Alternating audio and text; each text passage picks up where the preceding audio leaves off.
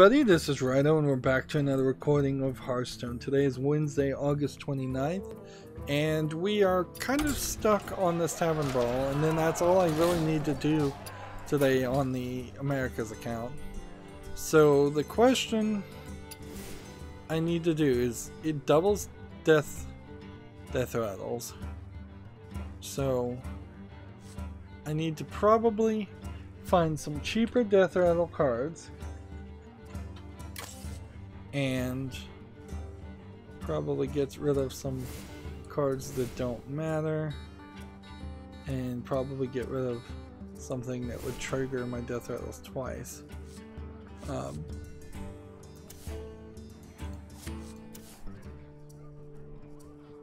Add a random mech to your hand. This would be an interesting thought. Maybe we'll play a little bit mech death rattle. Let's see, give a friendly mech +1/+1 in the event. It has a death rattle triggered. We'll take that. There's a lot of mechs right now. Gain the death rattle of a random minion in your deck. Let's see. So I'm gonna take out some things.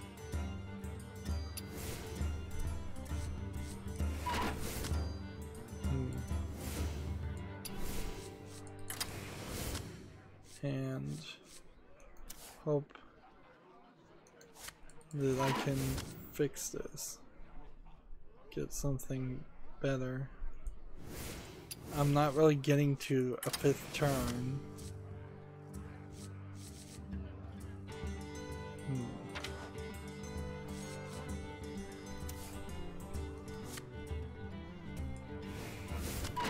Okay, let's try that and hop into a game.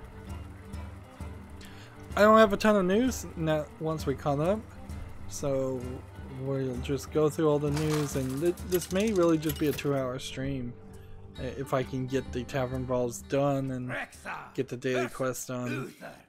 So we have a game on Steam called Henry's Secret, Henri. It's tagged Indie Casual Simulation Visual Novel. It says, incarnate Lyle in this visual novel whose last high school year will be full of stories. Using the phrase incarnate tells me that this is almost certainly not a native English speaker. This year, a new student has arrived at No, it's not Lyle, it's Layla. A new student has arrived at Layla's school. Henry, who looks like and has the attitude of a top student. Layla is beautiful and popular. Henry is reserved and almost, and then the story description ends. One thing I see immediately here is this is a Western animation style that I've seen maybe in some cell phone games. It's not bad at all. It's actually rather good. It's just that the characters have maybe a little too much toning in their skin, and it's a very focused attempt at making realistic looking characters, but the women don't look 100% realistic. I've seen a lot of those fake games where you made to attract little girls, where it's like Barbie was hurt in an accident and you have to take care of her, or Barbie is pregnant and she is hurt in an accident. A lot of that. I forgot the name of those videos that were going around on YouTube for a very long time. Well, regardless of what the name is, a lot of that stuff seems like looks like this. It's a little too polished, but also these are probably cut and paste asset flip characters. I bet the creator of this game didn't do any of that. The interface for this visual novel looks pretty good. Here I'm seeing one lady very inconsistently drawn compared to everybody else on the screen. I'm warning you. I'm unstable. This really doesn't look like it's a super interesting game, though. Let's see what languages it is in. It says it's in a bunch, except for Japanese. French, German, Spanish, Portuguese, and Russian. And it's 35 Steam achievements, and they want $29.99. I am not 100% sold that this isn't just a troll game.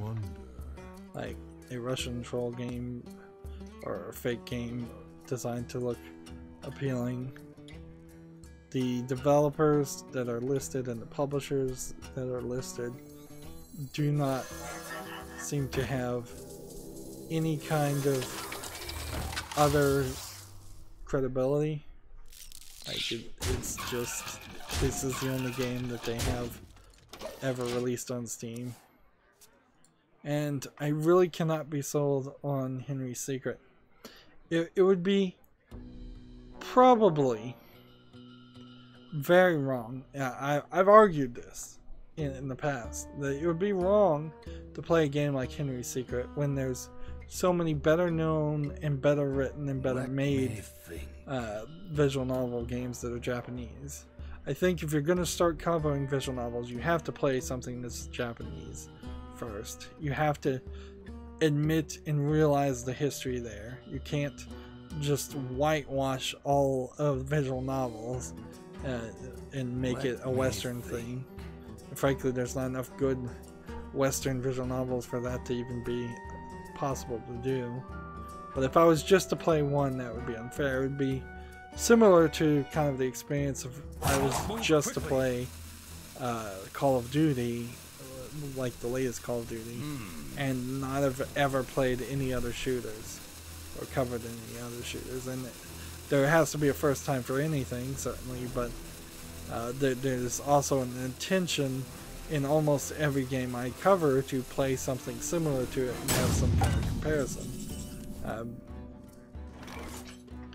Like, I don't think there actually has been anything that I completely and totally played and then didn't play something somewhat similar.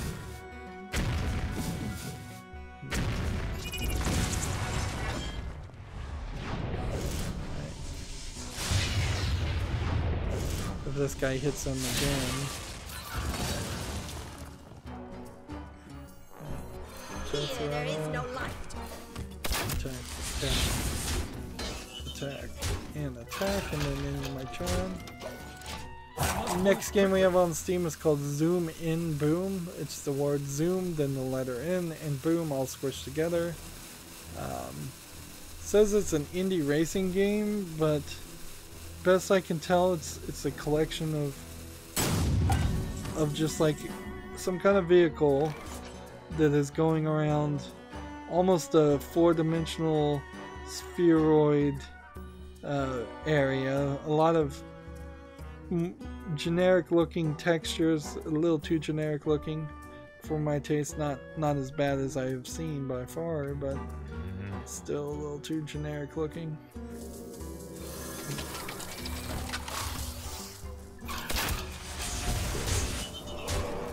I think I might win this time. No premature. And the vehicle's driving around, and he's flying towards these orbs of light, and it can apparently hop, and as he flies around he gains speed, and he can apparently crash on almost nothing.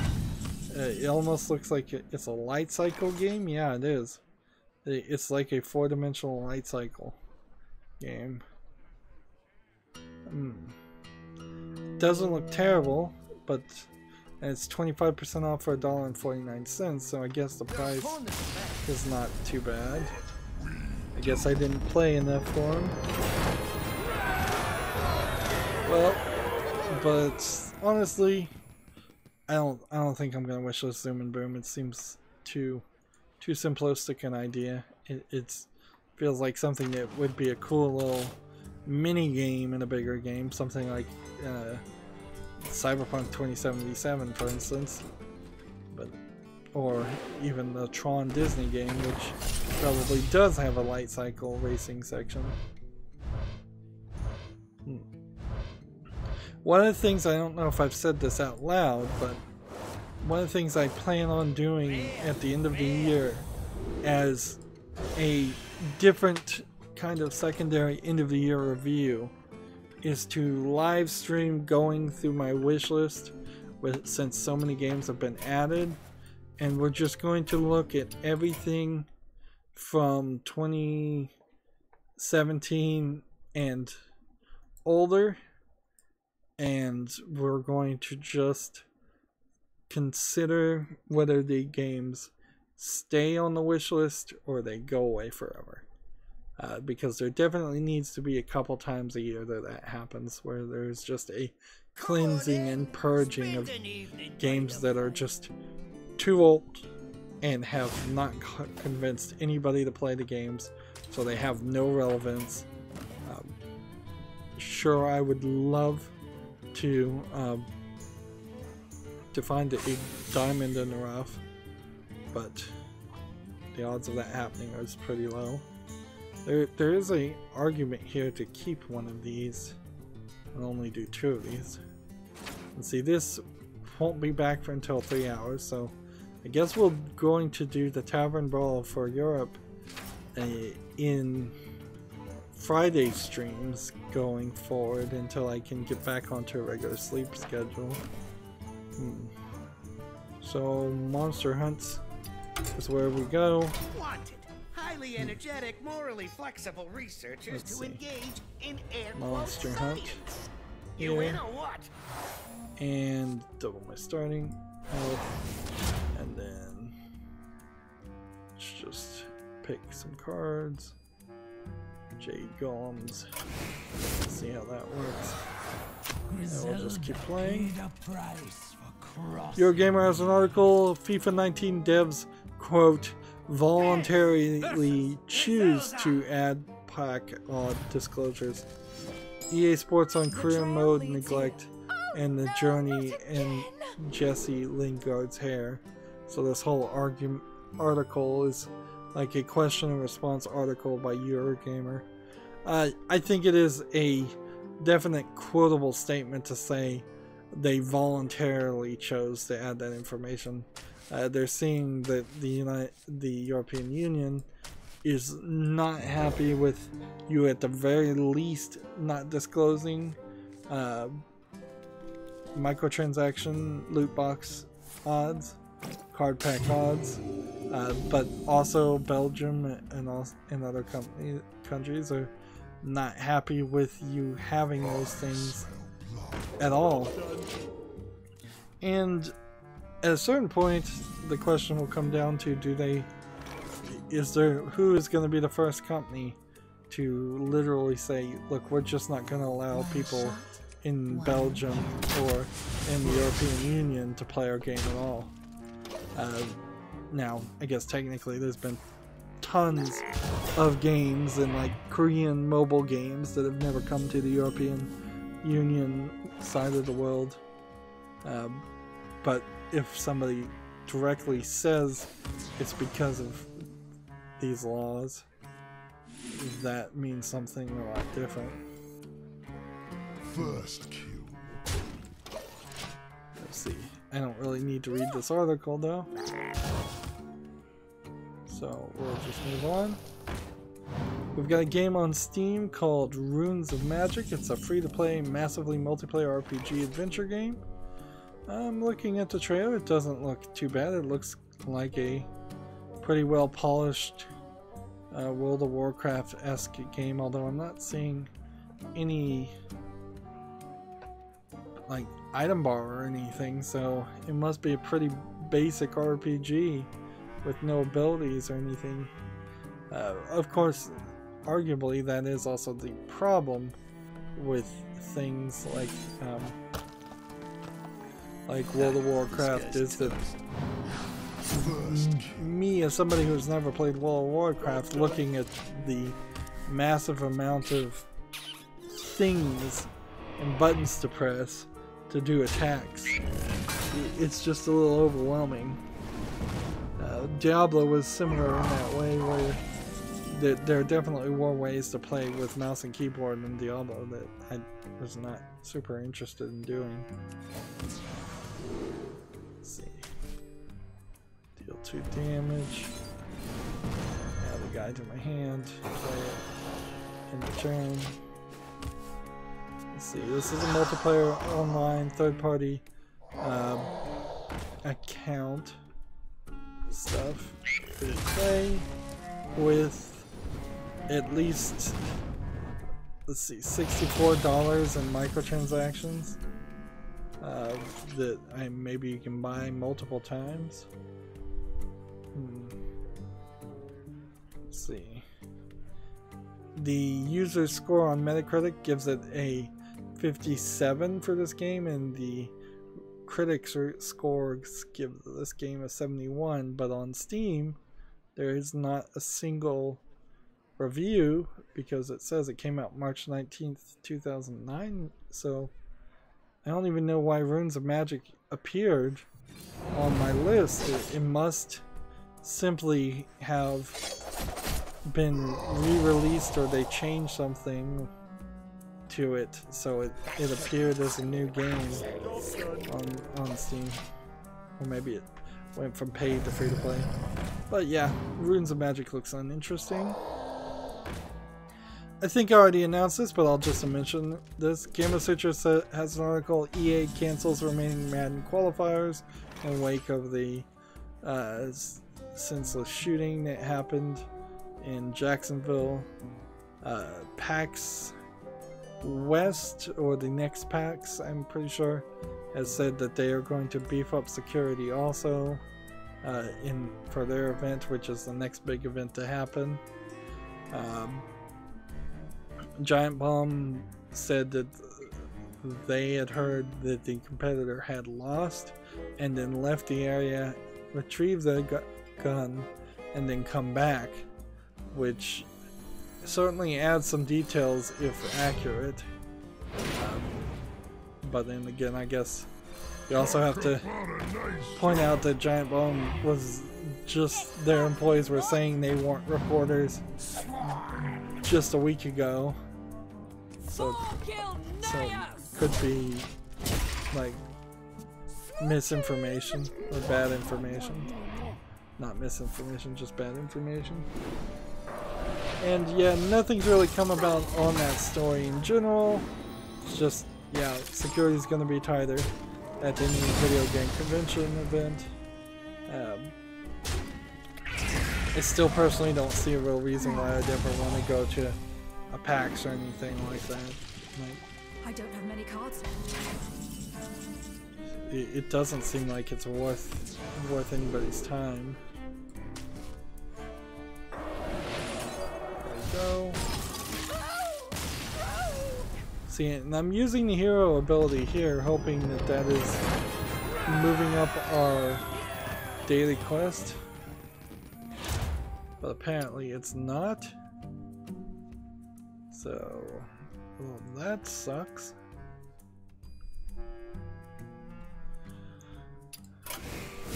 Let's just take something and keep on playing.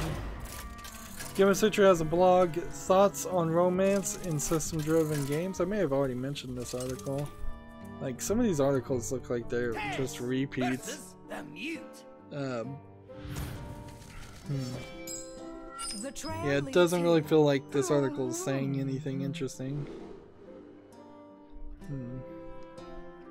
It's just a blog. It's probably an advertisement from a developer of their game, saying my game's really cool because it has this feature that nobody ever wanted and nobody's gonna appreciate.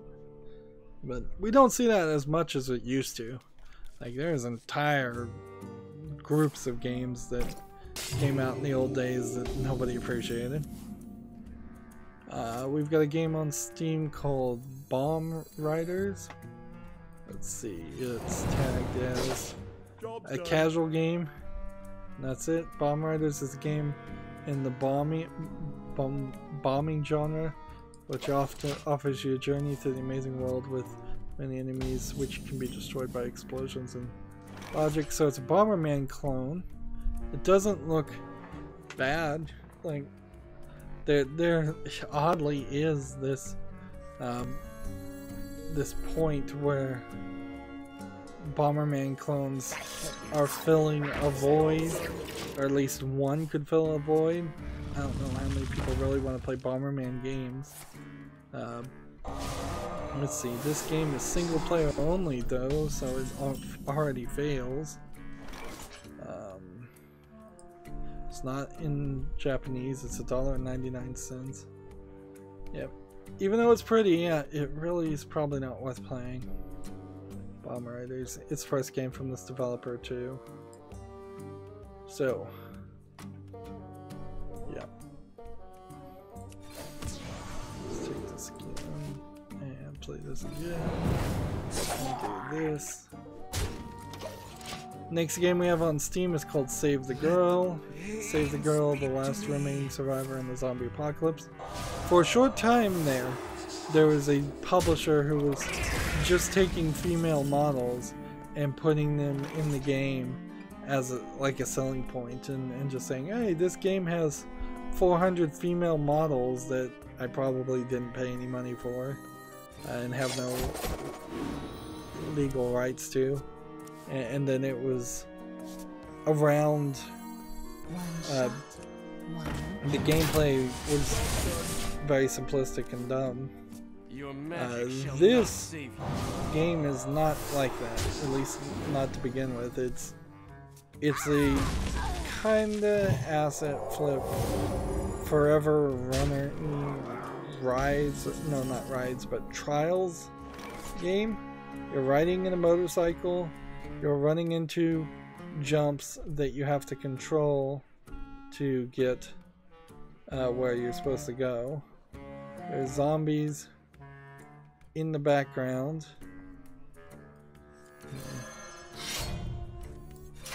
This guy's toast. Will kill you when you crash.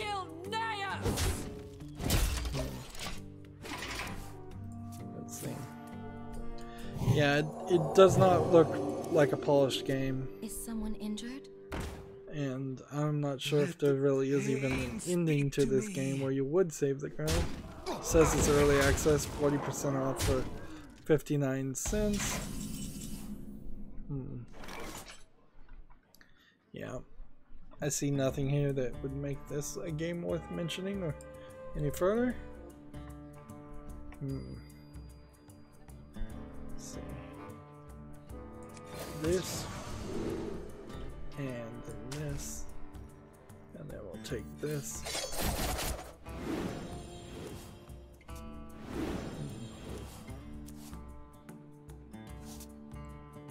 6 cards remaining. We have a game on Steam called Switchblade. It's an early access action MOBA indie game. Let's see, War is the new sport in Switchblade. It's an arena-based 5 versus 5 vehicle action game that combines high-octane combat with ever-shifting selection of strategic choices. So yeah, you're driving around what I'd only call dune buggies slash tank vehicles. That they look like dune buggies but have tanks and rays and different kinds of guns. Let's see. Again, play this.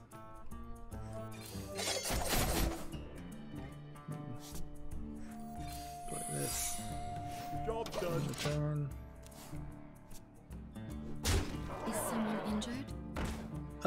Switchblade does not look interesting. It's 20% off for $15.99 in early access. It has 32 achievements. Yeah, it's just got nothing here. Let's see. And this is from a developer who has made one other series of games called Jacob Jones and the Bigfoot Mystery, which, if I was to guess, is a kids adventure hidden object style game. It's not even a hidden object style game, it's really just a kids adventure game. it's a little polished, certainly, and it's 100% positive of the 21 user reviews. I'm more willing to put this game on my wish list, unfortunately, than I am for Switchblade.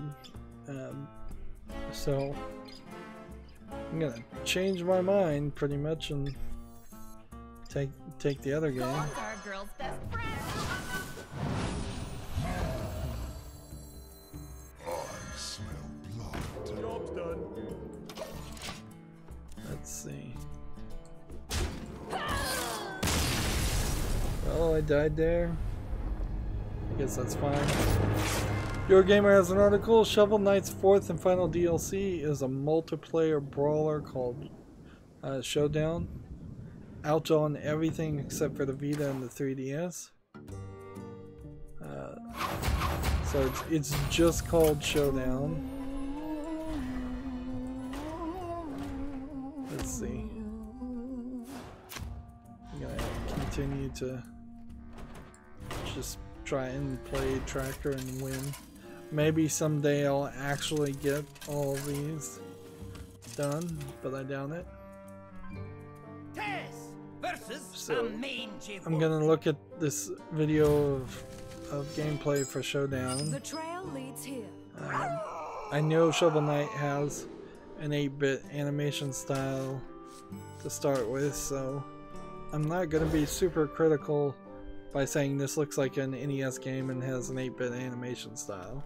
It does, but it is showing, and I have some more faith in this developer to do this properly, a game that looks a lot like if you were to make an 8-bit Smash Brothers game. It in no way is going to be as good as a Smash Brothers game, but it's slightly interesting, I suppose. Although probably also not the DLC you would want if you're a Shovel Knight fan, because it just does not have that platforming and gameplay that you probably have been used to with the Shovel Knight series. Also, I'm pretty sure the Shovel Knight character has been lent out to several other Smash Brother style games. At this point, it feels like they had a game jam or got together, and several different indie developers decided to all make Smash Brothers styles games and use their own their characters interchangeably in each of those games. I'll give it a shot. First kill. Yeah, this is a 10-minute video of people playing the game, and I really don't need to see 10 minutes of it. So yeah, if you're a big fan of Shovel Knight, you might be a little disappointed with the final piece of DLC, or you might be very interested to see him in another genre, depending on how big of a fan you are, I guess.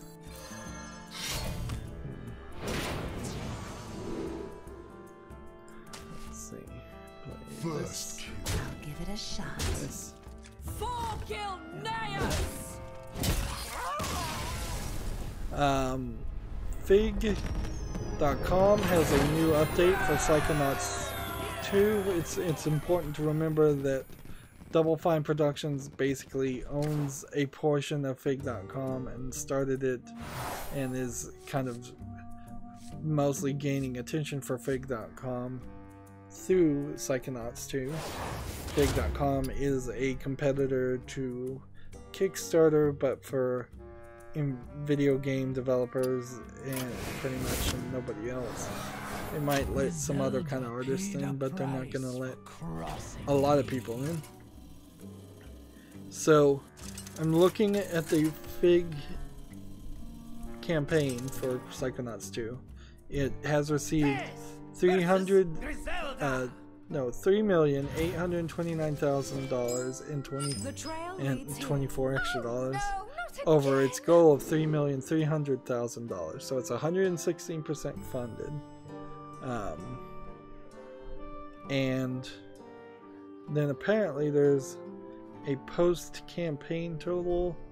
It's let's see.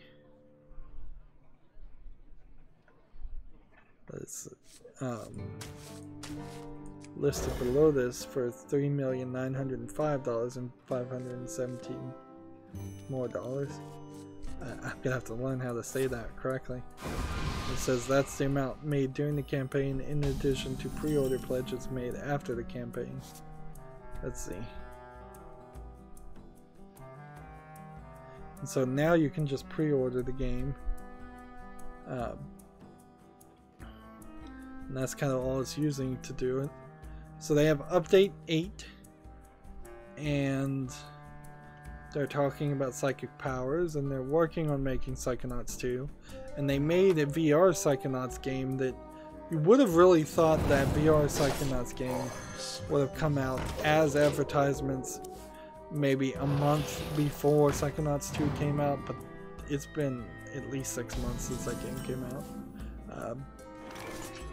So I have no idea what they're doing, other than I'm pretty sure Double Fine just in general doesn't know how to run a business too successfully, and because of that your mileage may vary with them. They certainly have some ideas. I love their ideas, but often they're not developed well. Broken Age is a perfect example for that, and it's because of Broken Age that they created Fig almost certainly and started going down the path of trying to get people to pre-order and invest in the development of their games instead of going to publishers, which maybe also Double Fine has lost any credibility with publishers, or publishers have just kind of dried out and they don't have money for the slightly off-kilter weird games that Double Fine tends to make.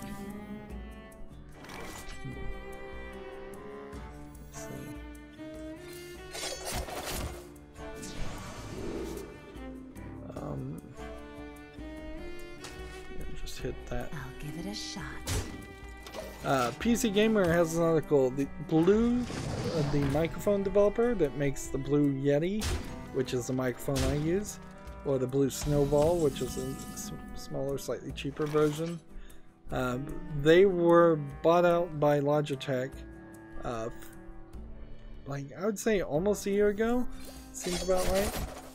And there was definitely some question as far as what, if anything, was going to get developed under the Blue name. Well, they do have a new device out now. It's a smaller, cheaper alternative to the Blue Yeti. It looks like the Blue Yeti, but in a smaller package, which one thing I definitely would say about the Blue Yeti is it is a big old microphone. It is 4 or 5 times thicker than a microphone would be, so any kind of regular microphone stand that clips around the microphone will not work. It screws into a microphone stand just fine, and you can mount it, but you cannot pick up the Blue Yeti and move it around and hold it close to your face as if you were a singer. But I don't think you're supposed to do that anyways. So maybe they're getting just a better getting to a better position as far as scaling down the weight, scaling down the size, and you know, if you could get more microphones on a store shelf, stores would be happier with that because they can make more profit there on more sales. Let's see. It's called the Yeti Nano, and PC Gamer says they haven't tested it yet, so you'll probably find out or hear some reviews of it. Embrace the power of the Cabal. Play this. Play this. Job's done. The Yeti Nano is now available in 4 different color options for $9.99. No, $99.99, $100 basically. I'm not sure if that's a good deal. I'd have to kind of think about how much I paid for the Yeti. I may have gotten it on sale for $100 or less. Maybe the price is higher now because it's smaller. There also is kind of an annoying bottom portion of the Blue Yeti that sticks out. I don't know if that's so you can mount it to something else like a camera mount or something. It could be, but that whatever it is, it's not available in the Yeti Mini.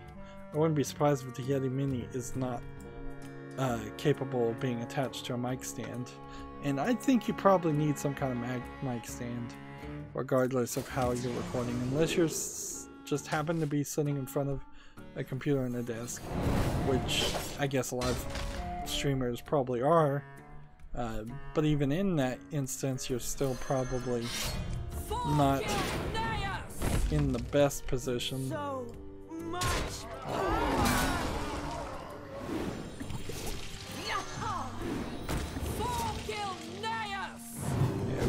Yeah, you still probably need a mic stand. I feel like I might be fading a little faster than I should be. There we go. So I probably should rush through this. I need to play Murlocs and use my hero power 20 times, or at least do one of those things. Let's open this pack. We're on our European accounts, so any cards are probably going to be helpful, but legendaries would certainly be appreciated. Of course, it may also be a case that all those cards are duplicates. Yep, all 5 of those were duplicates. I'm not even gonna bother to come back here and try and mark off the cards that are labeled as new because they just come back. The only thing I want to see here is, do I have a Murloc deck? Or do we have nothing? Nope, we have nothing. So I kept my Murloc deck previously on the Americas account, but I'm definitely didn't keep one here. So Murloc, enter, just type in Murloc a second time so we have a name to it, and please some people, echo, draw some cards, do this, do this. Probably don't need to draw Murlocs from my deck. I probably have enough Murlocs to make a Murloc deck just fine. Let's draw more cards. This, these.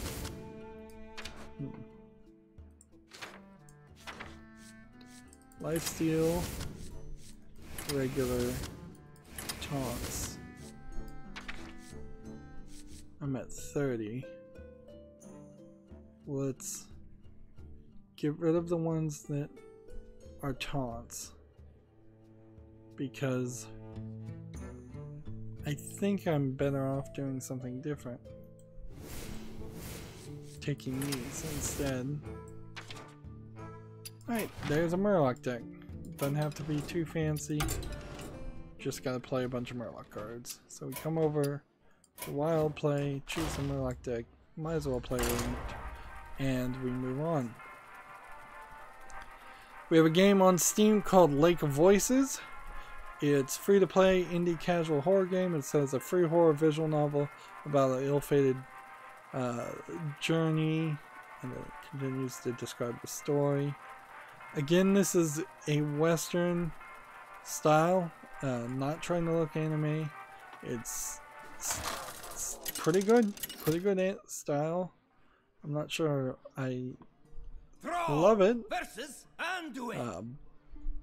The light shall bring not sure how many characters are actually in this story also. Seems like there's 2 guys and maybe 1 girl, and I'm having a little bit of trouble placing the time error. Like one guy, at least 2 of these guys look like they're from olden days, where one of these girls looks like she's might be from present day. I guess maybe it's all olden days. 24 achievements for a free game. It's a fully voiced game. Let's see. Let's go and play. So July 15th, there was fully voiced demo was released, and August 28th was the full release, according to this. Job's done. I think I want to read this whole thing.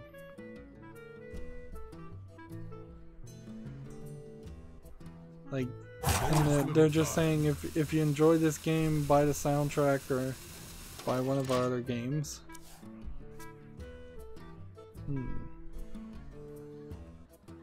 No, I think this game is treating its customers so well, and arguably you're not even being a customer here, that it's English full audio and subtitles according to the tags, and that's it.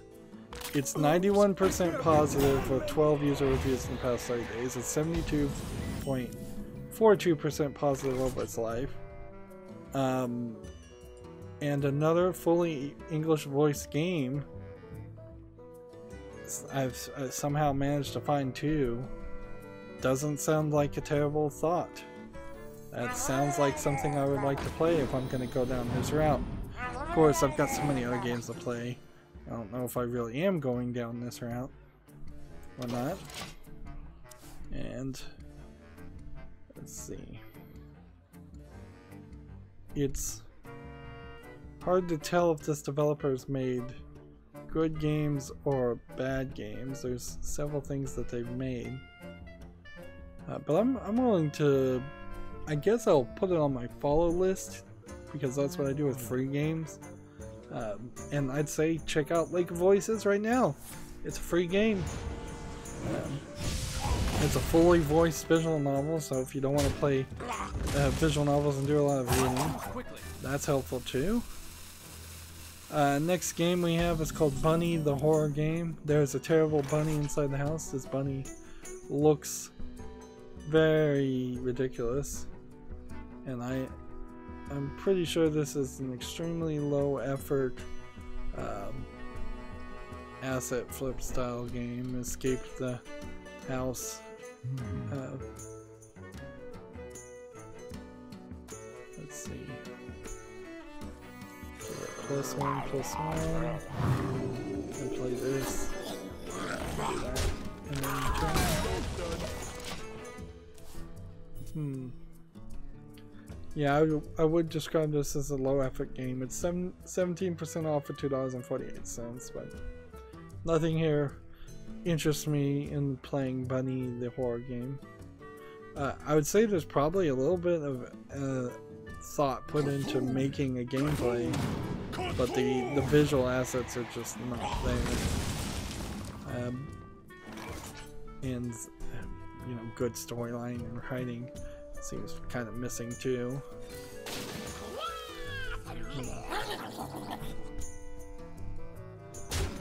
Let's go and hit this guy.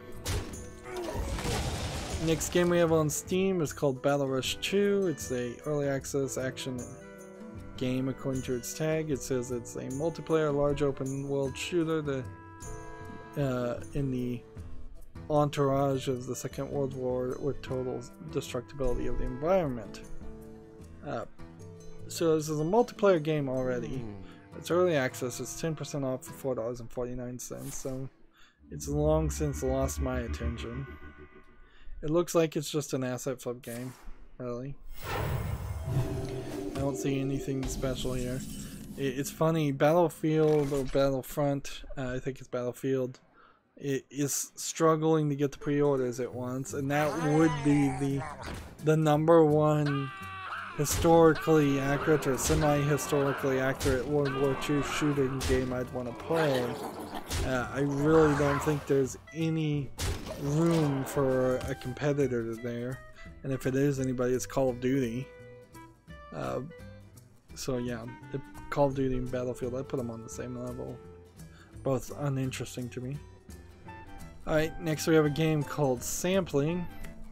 Sneak, sample, morph, hunt, hinder, rescue, hide, escape, it says as its description, and it says it's an action-adventure indie game.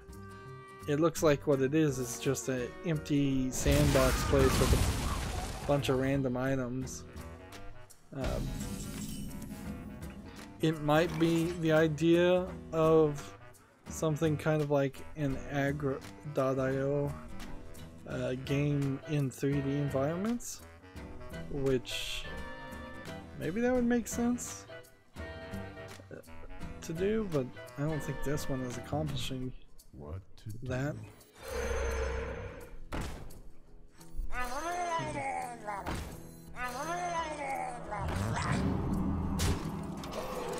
Sampling is 20% off for $7.99.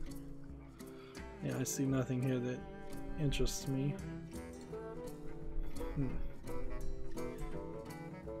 So close that tab.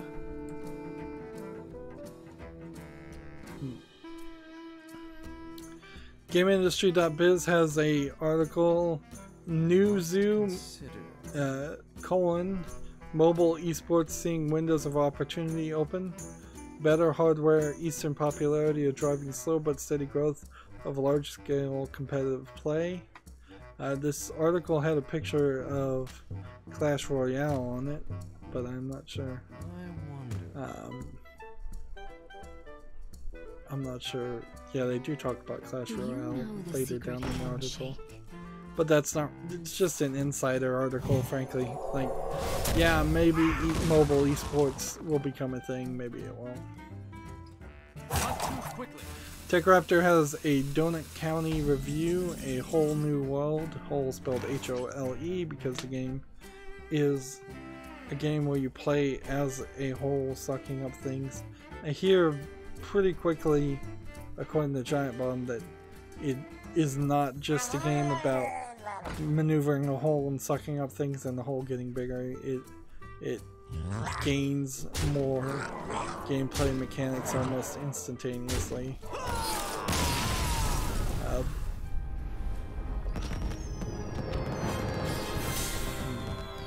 The graphics are kind of unique and I like the way they look. And it's available on PS4 and Steam, and TechRaptor is giving it a 7.5, very good. The summary is, Donut County's initial ideas are fun and the game is quite hilarious. I just wish it did more with the concept, so it probably is a pretty simple, short game. And see, if I just get one daily quest done for this account, I would be alright with re-rolling the 50 gold and doing more Friday. Pros for Donut County are great characters, hilarious, some initial fun ideas. Cons, doesn't expand on its ideas enough and it's too easy. So yeah, we're moving on. For Doomhammer. Keep on trading cards. Eurogamer has an article, a new white Xbox One Elite controller is, I guess, rumored. The article says, new white Xbox One Elite controller, where to buy, release date, price, everything we know. Which is probably to say they don't know diddly. This Xbox One controller does seem like it is slightly different from an Elite. It seems to have some kind of toggle switch in the middle. I don't know what that would be for.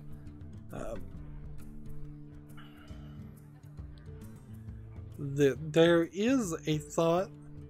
There's some really old controllers for the NES. The NES Advantage in particular had a one-player, second-player switch, so that you could just pass the controller over to the other player and take turns. there is definitely instances where the games that are turn-based could easily allow the players to just pass the controllers, but they don't. They just automatically assume or demand that every player has their own controller in their hands, even if there's no need for that. So, but I seriously doubt that that's what that switch is. Says it has a swappable D-pad like all the controls, 4 mappable paddles on the back, trigger locks in both right trigger and left trigger, and the ability to completely remap every button via some Xbox and PC software. The new version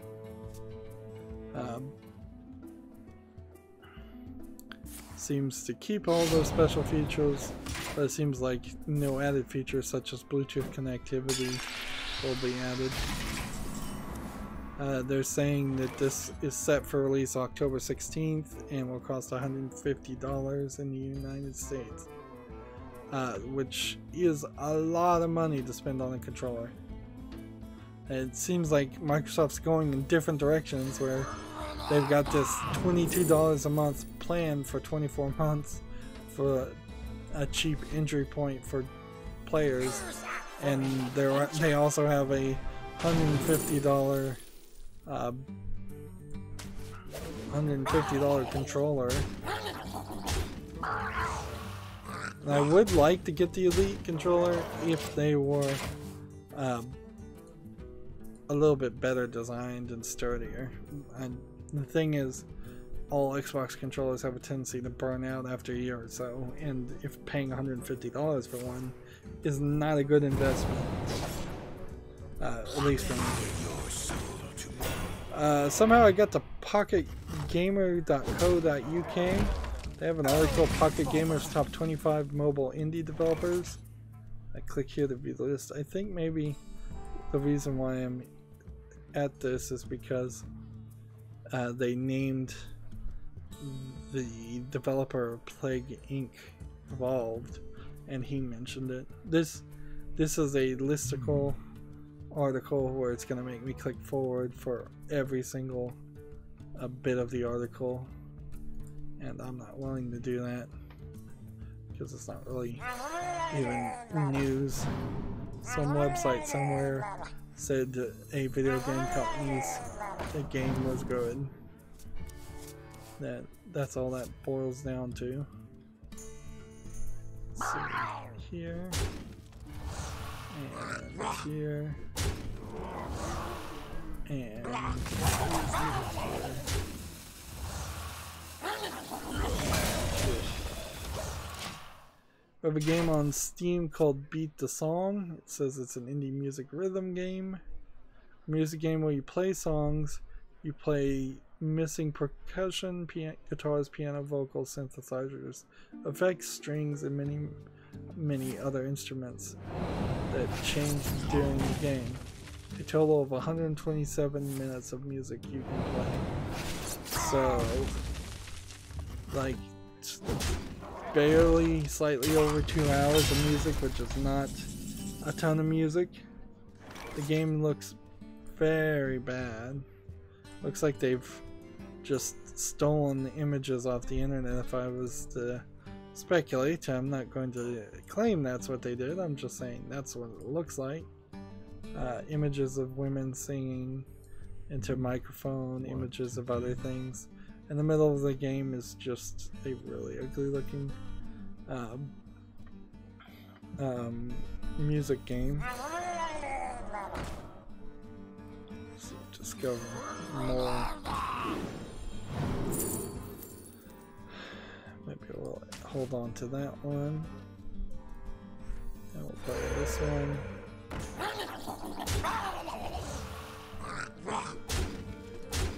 Job's done. Beat the Song is $19.99. I would like to see if the developer says they're AAA games. The only other games they have, one is rated 55% of 103 users, and the other is 72% positive of 11 users. So yeah, this looks like a bit more of a scam than a real game.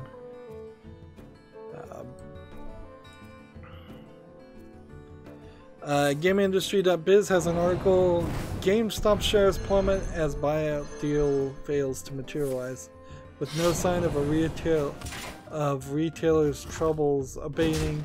Shares fall 9.9%. So GameStop is not doing great, and Toys R Us is already out of business in the United States. If GameStop went out of business, we're definitely gonna be in a weird position that would just push people and force people to buy all video games digitally or through online stores, because there's not going to be any kind of national place like where of the name of a store that sells video games that will be in every city of even moderate sizes. GameStops in general are everywhere, and they underemploy a lot of people, and underemploy being the key phrase there. They don't give them like full-time hours or anywhere near the amount of hours you'd like. Well played.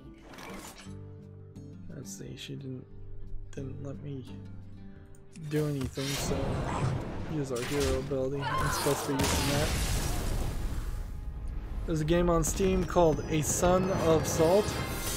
It says it's a sexual content, violent indie game. It looks to me like it's a visual novel, but it's not even getting labeled as that. Like, maybe people have wised up to not even say that they're playing visual novel, that their game is a visual novel. See, and I'm willing to skip that. Tavern Brawl for the European account is going to be back in 2 hours, and I'm willing to re-roll this potentially tomorrow and save it for Friday. Maybe I'll probably save the Tavern Brawl for Friday, so we're already to the Asian account. And if I really just burn through these games, I think we'd probably be done with the news too. And that's a nice short stream for me. Let's see. What do I want to say about A Son of Salt? It is a Western animator, in my opinion, but it's good. It's a good, slightly anime style.